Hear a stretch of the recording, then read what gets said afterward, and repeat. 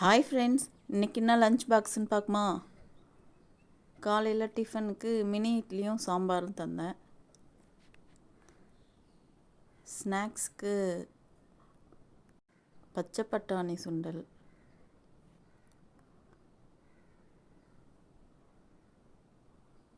என் பசங்க சுண்டல்லாம் சாப்பிடுவாங்க. பொரியல் வாழைக்காய் பொரியல்.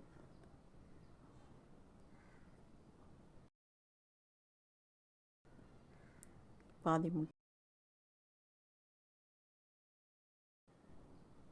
லெமன் ரைஸ் லஞ்சுக்கு. இந்த வீடியோ உங்களுக்கு பிடிச்சிருந்தா லைக் பண்ணுங்கள், சப்ஸ்கிரைப் பண்ணுங்கள், கமெண்ட் பண்ணுங்கள்.